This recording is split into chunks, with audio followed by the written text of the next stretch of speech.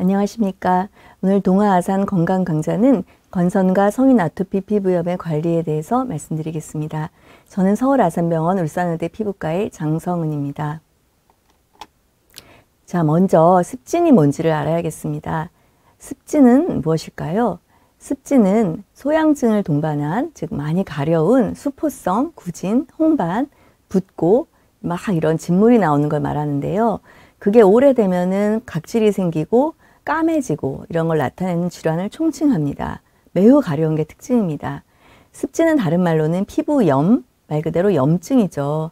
제가 이 말씀을 왜 드리냐면 환자분들이 대부분 건선인지 아니면 습진인지 그게 궁금해서 오시는 분들이 많습니다. 습진의 대표적인 질환이 바로 아토피 피부염입니다. 말 그대로 피부염이죠. 그리고 금속이나 이런 액세서리 같은 걸 잘못했을 때 막 가려운 거 많이 느껴보셨을 텐데 그렇게 생기는 것을 접촉 피부염, 또 감염 피부염, 두피가 막 가렵고 긁고 하는 지루 피부염, 동그랗게 보이는 화폐상 습진, 동전 모양 습진, 손이 주부 습진 많이 경험하실 텐데 손 습진, 또 건조한 분들 다리에 많이 생기시죠. 어르신들 다리에 생기는 건성 습진, 이런 습진을 다른 말로 피부염이라고 하고 그 중에 가장 대표적인 질환을 아토피 피부염이라고 하는 겁니다. 그래서 피부과에 가면 진단이 왜 다 다르냐 이렇게 말씀하시는데 사실은 넓은 의미에서는 다 맞게 말씀하시는 겁니다. 습진은 그런데 습한 거냐 이렇게 물어보는 경우가 많은데 보통 습진은 급성기에 끝나는 것이 아니므로 결국은 건조해지고 각질이 많이 일어나게 됩니다. 그래서 습진에 보습제를 오히려 발라야 합니다. 자, 그래서 습진의 치료 원칙을 보면은 급성기, 막 진물이 줄줄줄 나고 이럴 경우에는 식염수로 드레싱을 해주고 목욕을 하거나 국소제를 바르더라도 연고보다는 로션이나 크림을 바르고 단기간으로 먹는 스테로이드를 사용하게 됩니다. 물론 가려우니까 항히스타민제를 사용하게 되겠죠. 하지만 이런 습진이 만성기가 되는, 즉 대표적으로 아토피 피부염 같은 그런 경우에는 연고가 좀 더 잘 들을 수가 있겠고요. 또 아토피 피부염의 경우에 보험 적용이 되는 사이클로스포린이라는 면역 조절제를 사용하는 등 습진의 치료 원칙은 이런 급성이냐 만성이냐에 따라 다릅니다.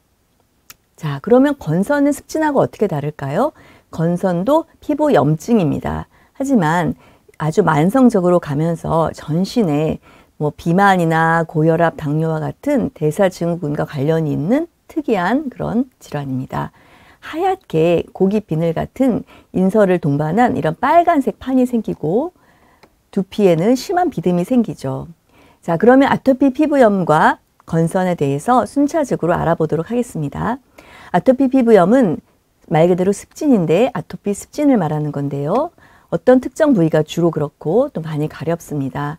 또 아토피인지 아닌지를 알 수 있는 방법으로는 가족이나 본인이 비염이나 천식 등이 있는지 이런 걸 조사해 보면 알 수가 있고요. 아토피 피부염은 계속 증가 추세에 있고 특히 성인들에게도 점점 증가 추세에 있습니다. 성인의 경우에는 또 이게 아토피인지 또 건선인지 궁금해서 오시는 분들이 많습니다. 자, 이건 피부인데요. 이 피부 위에 각질을 막 긁게 되면은 이렇게 피부 속에는 엄청나게 많은 염증 세포들이 막 증가하게 되고 혈관에서도 염증 세포들이 많이 나오게 되면서 면역이 균형이 깨지게 되겠죠. 그런데 이게 손톱인데 이걸로 계속 긁게 되면은 결국은 이 염증이 더 생기게 되면서 아토피 피부염을 더 심하게 만드는 것이죠. 자, 아토피 피부염은 태열이라고도 불리는데 성인에게서는 주로 습진으로 나타나겠습니다. 그리고 환경적 요인, 예를 들어 미세먼지나 기타 요인들로 성인 환자도 점점 증가하고 있는 추세입니다. 소화기 때는 주로 특정 부위, 즉 다리 뒤나 팔의 앞 접힌 부분, 또 발바닥 이런 데 있지만 성인으로 가면은 주로 노출 부위에 많은 게 더 문제가 되겠습니다. 안 보이는 데 있다면 좀 괜찮지만 이렇게 얼굴이나 목, 눈, 귀, 그다음에 이런 목 같은 데가 이렇게 주름이 생기고 이렇게 보이기 때문에 이런 성인기의 아토피 피부염의 고통은 말로 표현할 수가 없습니다. 그리고 또 젊은 여성들 같은 경우에는 이제 말 못할 부위, 특히 유두나 성기 부위 이런 데도 생길 수가 있습니다. 그래서 성인 아토피 피부염이 심각하다는 겁니다. 보통 아토피 피부염은 성인 되면 좋아져 이런 말씀 한 번쯤 다 들어보셨을 거예요. 네, 그렇습니다. 소아의 한 반수 정도, 50% 정도에서는 저절로 호전됩니다. 하지만 어렸을 때 약한 아토피 피부염이 있었던 그런 경우에도 다시 재발하는 경우가 많고요. 문제는 주로 얼굴이나 목, 손, 다리 같은 편 부위, 노출 부위에 잘 생기기 때문에 미용적으로도 굉장히 문제가 생기게 되겠고, 이 염증이라는 것은 결국 뭔가를 남기기 마련인데 피부 결이 나빠지고 색소가 진해지거나 아니면 너무 흐려져서 얼룩덜룩해지고 또 오랫동안 긁게 되면 흉터가 생기는 미용적인 문제가 있겠고요. 또한 아토피 피부염 환자들이 특정 접촉 피부염이 생깁니다. 예를 들어 금속에게 생기면 어떤 직업적인 문제가 생기겠고, 또 손습진이 생기는 분은 미용사나 요리 같은 거 하는데 어려움이 생기는 그런 직업적 문제를 가질 수 있어서 성인 아토피 피부염은 거의 심각하다고 말할 수가 있겠습니다. 또한 가렵기 때문에 가장 문제는 가려움인데요. 가렵기 때문에 잠을 못 주무시게 되고, 그렇게 되면은 불안이나 우울한 문제들이 생기게 되겠고, 직장이나 경제적인 문제, 또 사회적 고립을 야기하게 됩니다. 다행히 최근에 새로운 전신 면역 치료제, 스테로이드가 이제 안 먹는다는 얘기는 다 들으셨는데, 새로운 전신 면역 치료제 계속 나오고 있는데 여전히 고비용으로 아무나 쉽게 접근할 수 없는 문제점이 있습니다. 자, 보시면 아토피 피부염을 아주 오래 앓게 되면은 피부가 이렇게 코끼리 피부처럼 두꺼워지는 태선화, 각질 이런 미용적인 문제가 생기고, 이 목도 빨간 건 아토피 피부염이 생기는 거고, 이건 자국들인데 두꺼워지고 주름이 심해지기 때문에 노출 부위에 보기가 안 좋습니다. 아토피 피부염은 다 낫지만 이렇게 눈 주변이 어둡다거나 얼굴 색이 얼룩덜룩해진다거나 긁어갖고 튀어나오는 양진이라고 하는데요. 이런 것들이 생길 수가 있습니다. 저절로 좋아지지만 치료해야 되겠고, 이런 색소나 여러 미용적 문제를 남기기 때문에 더 적극적으로 치료해 줘야겠습니다. 그럼 아토피 피부염은 어떻게 치료할까요? 첫 번째는 바르는 거죠. 국소제를 바르는데 스테로이드 연고나 크림 로션을 바릅니다. 스테로이드를 발라야 할까요? 라고 질문하시는 분들이 많은데 발라야 합니다. 연고를 적절하게 발라야 하고, 대신 약한 병변, 얇은 병변에는 약한 스테로이드, 두껍고 심한 병변에는 강한 스테로이드를 바르셔야 되는데 기간은 어느 정도 정해져 있고요. 그리고 스테로이드제가 아닌 칼슘유린 억제제가 나와 있어서 이것을 바르게 되는데, 물론 스테로이드 연고보다는 효과는 더디지만 계속적으로 바를 수가 있겠습니다. 많은 환자분들이 이런 칼슘유린 억제제를 바르면 더 가렵다, 너무 따갑다 이렇기 때문에 기피하시는데, 예방적으로 이런 피부염이 생기기 전에 발라야 하기 때문에 어느 정도 견디고 발라야 하는 그런 문제가 있습니다. 자, 두 번째는 약을 먹는 거죠. 사이클로스포린이라는 약을 먹으면 효과적이지만 피검사를 계속해서 신장 기능을 봐야 되고 혈압을 또 봐야 됩니다. 아주 장기간 사용할 수 없는 문제점이 있고요. 또 메토트렉세이트라는 약도 있고요. 또 주사를 같은 것도 있지만, 문제는 이렇게 만성으로 됐을 경우에는 경구 스테로이드를 하거나 스테로이드 주사를 맞아서는 안 됩니다. 그리고 요새 새로 나와 있는 올해 승인된 약들 중에는 잭 억제제라는 소분자의 경구약들이 있는데, 바리시티닙이나 바다시티닙들이 있는데 여전히 보험 적용을 받지 못하고 있습니다. 여러분 생물학적 제재에 대해서 말씀을 들어보셨을 텐데, 얘기를 들어보셨을 텐데, 이런 특정 어떤 아토피 피부염을 일으키는 항체에 대한 주사를 맞게 됩니다. 효과적이고 좋지만 계속 주사를 맞아야 되는 단점이 있습니다. 아토피 피부염은 그럼 심해지면 치료할래요? 이런 분들이 굉장히 많아요. 약을 너무 무서워하고 어떤 부작용을 받다 해서 안 하시는 분들이 많아서 심해질 때마다 약을 먹고 주사를 맞으면 금세 낫어요 이렇게 말씀하시는데, 더 재발하고 더 리바운드가 생기기 때문에 결국 병은 점점 심해지게 되고, 그렇게 되면 결국은 계속 스테로이드를 먹거나 주사를 맞아야 되는 문제가 생기게 됩니다. 그러면 전신 건강도 바람직해지지 않죠. 또한 많은 분들이 스테로이드를 먹는 거를 이제 하지 말라고 했더니 스테로이드 연고를 또 바르지 않는 스테로이드 포비아 증상도 호소하시는데, 스테로이드 중독도 더 나쁘지만 스테로이드 기피 현상도 안 좋습니다. 적절하게 처방되는 만큼의 스테로이드 연고를 발라야 합니다. 아까 말씀드린 비스테로이드성 연고는 예방법으로 사용하는 겁니다. 다 좋아져도, 다 좋아진 자국에도 일주일에 2번 정기적으로 수년간 사용했을 때 아토피 피부염의 재발을 막고 완치에 가깝게 갈 수가 있다는 거죠. 또 많은 질문이 이런 게 있으십니다. 이런 아토피 피부염은 면역이 떨어져 생기는 거니까 아토피 면역을 올려야 되죠. 이렇게 말씀하시는 분들이 많은데 이 아토피 피부염이 만성화되면은 면역이 억제된다기보다는 특정 면역이 증가하거나 불균형을 이루게 되기 때문에 무분별하게 면역을 증가시키는 그런 게 필요한 것은 아니고 실제로 먹고 있는 약들이 면역을 억제하는 그런 기능이지만 용량을 조절하게 되면은 면역을 조절하는 그런 어떤 적당한 방향의 면역을 가져오게 됩니다. 자, 그러면 오늘의 주요 주제인 아토피 피부염은 본인이 어떻게 관리해야 할까요? 에 대해서 말씀드리겠습니다. 매일 가볍게 샤워하시고요. 땀이 이제 묻어 있으면 안 좋거든요. 대신에 매일 가볍게 샤워하시되 비누보다는 더 약한 약산성 세정제를 이용하고 때미는 것은 하지 마셔야 되고 밀리는 때만 밀자 이렇게 말씀을 보통 드립니다. 그리고 샤워하자마자 피부 장벽의 기능을 회복을 위한 보습제를 3번 이상 바르되 양을 충분히 발라야 됩니다. 그 충분하다는 거는 발라서 보습제가 묻어있는 정도로 발라야 합니다. 또한 아토피 피부염의 많은 원인 중에 악화 원인 중에 하나가 이제 먼지 진드기인데요. 먼지 진드기나 곰팡이를 제거하기 위해서 진공 청소기로 청소해 주시고 또 이제 동반 내 알레르기를 피하셔야겠고요. 옷도 중요합니다. 옷도 모직옷을 피하고 천연 섬유로 만든 의류나 침구를 사용하고 또 헹구지 않으면 또 여러 가지가 문제가 생길 수 있으니까 잘 헹구고 건조시켜야 됩니다. 자, 그런데 저희 병원에 오시는 분들은 대부분 아주 심한 아토피 피부염으로 오십니다. 그런 경우에 피부 관리는 어떻게 할까요? 저희 병원에서 드리는 지침서인데요. 아주 빨갛거나 진물이 나는 부위에는 식염수로 스포를 하게 됩니다. 너무 오래 하지 않고 따갑지 않은 정도로 스포를 한 후에 연고를 바르게 되면 연고의 흡수가 잘 되고 또 진정 효과가 있고 염증을 가라앉히는 효과가 있습니다.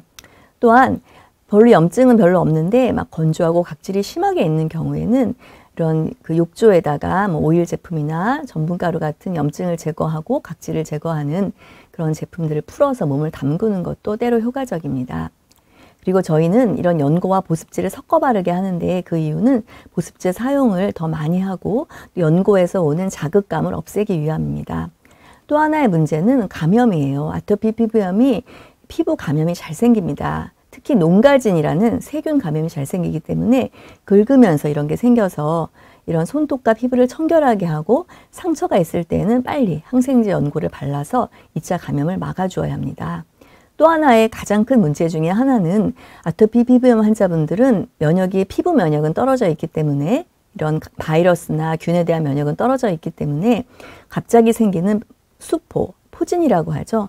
단순 포진이 잘 생깁니다. 그럴 때는 바로 바이러스 약을 상비하고 계시다가 드셔야지 온몸으로 바이러스가 퍼지는 것을 예방할 수가 있습니다.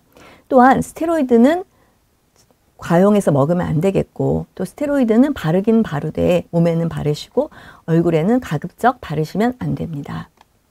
접촉 피부염도 잘 생기기 때문에 내가 어떤 접촉 알레르기를 가지고 있나 병원에 와서 이렇게 등에 붙이는 패치 테스트라는 첩보 검사가 있는데 붙여서 내가 몇 번의 알레르기가 있으니까 이걸 피해야겠다 이런 검사가 필요한 경우가 종종 많습니다. 또한 아토피 피부염 환자분들이 성인 되셨을 때 특히 이렇게 머리, 두피, 귀, 이런 눈썹, 이런 팔자주름 부위가 빨개진 분들 또 스트레스 받으시고 술 드시고 이러면 굉장히 많이 생기는데 이것을 지루 피부염이라고 하고 사실 모두 다 생기지만 아토피 피부염 환자들에게도 많이 생깁니다.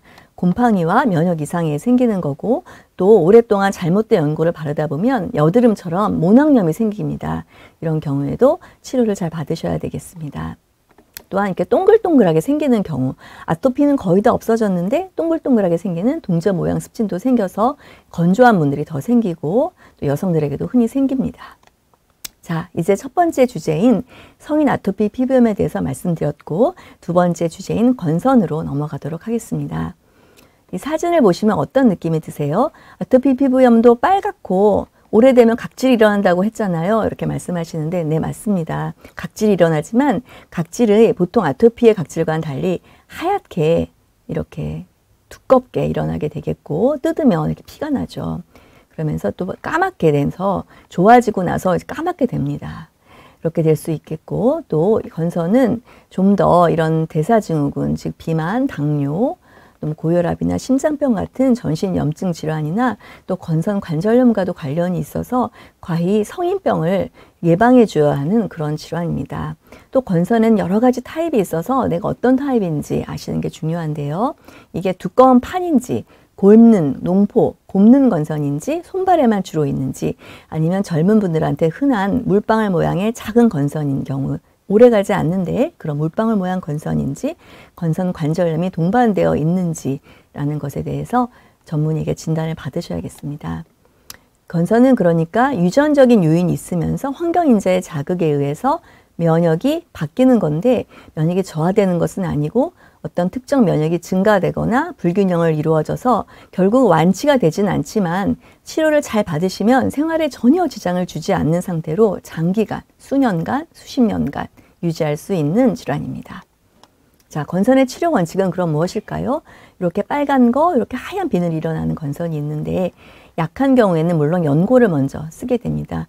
연고가 이제 끈끈하신 분들은 젤 타입이나 이렇게 등 같은 데는 뿌리는 스프레이가 나와 있고요. 각질이 있기 때문에 이런 각질을 제거하는 연화제, 유레아 같은 거 바르게 되겠고 또 이렇게 자외선 B를 특수하게 해롭지 않게 만드는 광선 치료기가 있는데 거기에 들어가서 하시거나 아니면 이런 자외선 B를 레이저로 만드는 그런 경우에 엑시머 레이저로 치료하시면 국소적으로 치료할 수 있겠습니다. 하지만 건선이 온몸에 퍼져 있는 경우에는 면역 억제제인 사이클로스포린을 적정한 용량 드시고 또 메토트렉세이트나 합성 비타민 A로 만든 제제를 써서 염증을 줄이고 각질을 줄여주는 치료를 하게 됩니다.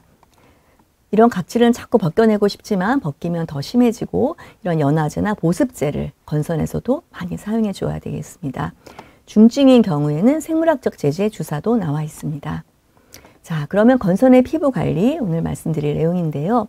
때를 밀지 말고 긁지 말 것. 이것은 아토피 피부염과 비슷해 보이는데 특히 건선은 외상을 가하면 그 부위에 건선이 생깁니다. 그러니까 과도한 외상이나 손상을 피해야 되겠고 건선에 가족력이 있는 경우는 어려서부터 내가 혹시 건선이 있는지 피부과 검진을 받아볼 필요가 있겠습니다. 또한 물방울 모양으로 생기는 급성형의 건선은 주로 목감기나 편도섬유형 등 이후에 생기기 때문에 이런 감기에 걸리지 않게 조심해야 되겠고 정신적 스트레스, 물론 성인 아토피 피부염도 악화시키고 지루 피부염도 악화시키지만 건선과도 관련이 많습니다. 특히 건선과 관계가 많은 것은 담배입니다.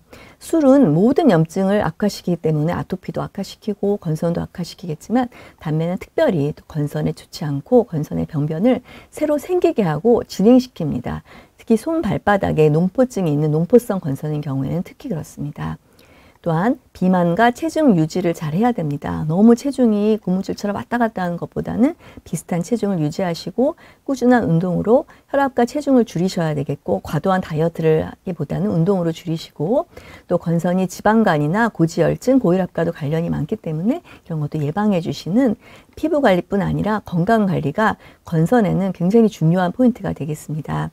특히 건선을 악화시키는 약물이 있는데 스테로이드 주사나 약을 먹은 경우에 갑자기 농포가 생기는 건선이 생길 수 있으므로 약을 먹을 때도 건선 환자분들은 내가 무슨 약을 먹는지 잘 적어 놓고 전문의에게 물어봐 주시면 좋겠습니다. 또한 건선이 이렇게 편 쪽에 이런 데 생기는 것뿐 아니라 사타구니나 겨드랑이 같은 안 보이는 경우에 생기는 그런 환자분들도 계시는데요. 이런 경우에는 무좀과 반드시 감별해 줘야 돼서 곰팡이 검사를 해줘야겠고 그 외에 다양한 질환이 건선하고 비슷한 경우가 있기 때문에 건선으로 한 번 정도는 정확히 진단을 받아보시는 것을 권해드립니다. 생물학적 제제에 대해서는 굉장히 많은 관심을 갖고 계시는데요. 상당히 심한 건선이어야 합니다. 생각보다 아주 심한 건선이 전신에 처음 시작할 때 30% 이상 이렇게 있는 분들이 이 생물학적 제제로 산정특례를 받으실 수가 있고 한 번 주사 맞으면 이렇게 굉장히 많이 90% 이상 좋아지는 것을 볼 수가 있죠. 그래서 이런 생물학적 제제는 누구나 보험이 되고 누구나 산정특례를 받는 것이 아니라 그 조건이 굉장히 까다로워서 먹는 약을 90일 이상 드신 다음에 바로 그 직후에 광선치료, 통에 들어가서 하는 광선치료를 13주 동안 24번을 빠지지 않고 캘린더에 꼼꼼하게 적으셔서 24번을 빠지지 않고 한 후에 아직도 굉장히 10점 이상으로 넓게 퍼져 있는 중증인 경우에만 생물학적 제제를 보험으로 산정특례로 받으실 수가 있는 것입니다. 또한 조직검사와 잠복결핵 검사, 가슴 방사선 검사 등을 시행하신 후에 그런 어떤 제재를, 이런 주사를 맞으실 수 있습니다. 그러면 건선은 어떤 분들은 어떻게 치료하고 나는 어떻게 치료할까요? 라는 치료제 선택 요인에 대해서 말씀드리면, 물론 방금 말씀드린 대로 심하냐, 각질이 두껍냐, 빨갛냐, 얼마나 많이 심하고, 또 건선도 가렵습니다. 어떤 분들은 굉장히 가려운데 이 가려움이 아토피 피부염과는 달리 아주 어떠다 한번 굉장히 가렵습니다. 아니면 건선이 생길 때 가려운데, 이런 가려움증, 또 너무 오랫동안 스테로이드 연고를 발라서 피부가 얇아져 생기는 통증, 이런 경우에도 치료제 선택 요인에 어떤 작용을 하겠고요. 제가 계속 강조드린 대사증후군, 비만, 고혈압, 당뇨, 심장병, 이런 분들은 더 치료제 선택하는 데 유의하시고요. 또한 원래 다른 병으로 간이나 신장 기능이 떨어진 분들은 약을 제대로 못 먹겠죠. 이런 분들, 또 이미 면역 억제제를 드시거나 장기 이식 환자들, 또한 관절염이나 장증후군, 또 다른 자가 면역 질환이 동반된 경우가 많아요. 건선이 자가 면역 질환이기 때문에 다른 동반된 질환이 많은데, 그런 경우에 이런 치료제 선택의 요인이 됩니다.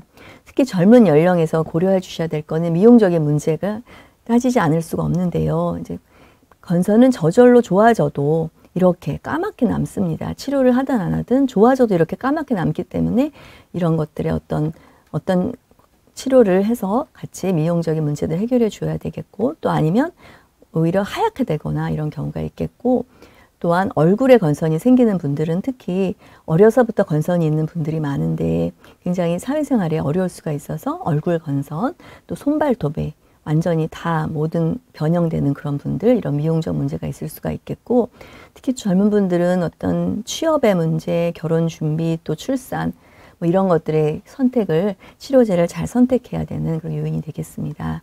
또한 많은 분들이 이런 광선 치료를 해야 되는데 병원에 갈 시간이나 병원과의 거리, 또 비용 문제로 어려움을 많이 겪고 있고, 연고를 바르는 것이나 젤이나 이런 것들을 못 바르시는 분들이 굉장히 많으세요.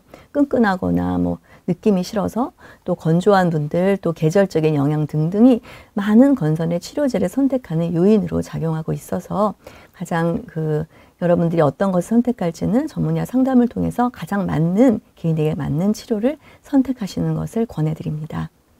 자, 그러면 이제 마지막 슬라이드인데요. 그러면 이렇게 아까 말씀드린 대로 미용적인 문제와 또 불편함을 야기하는 손발톱에 이렇게 무좀처럼 보이는 손발톱이 두꺼워지고 아마 구멍이 뚫리는 함몰이 되고 손발톱이 들리고 이런 무좀인가 이렇게 생각하시는 분들이 있는데, 이런 분들에게서 이런 발의 통증, 손 끝에 통증, 또 척추의 통증, 그러면서 이 발 뒤꿈치의 통증, 이런 분들에게 건선 관절염도 상당히 있다는 겁니다. 적어도 한 10% 정도에서는 건선 관절염이 동반될 수 있기 때문에 어려서부터 건선이 있었다거나 이런 손톱이나 이런 증상이 있는 분들은 반드시 진료를 받으셔서 내가 이 건선이 피부에만 있는 것이 아니라 관절, 장기 등 전신에 영향을 미치는 전신염증성 질환이라는 것을 인지하시고 이런 진단을 빨리 받고 적절한 치료를 하시는 것이 앞으로 평생 건강에 도움이 될 것으로 보입니다. 예, 이상 경청해 주셔서 감사합니다.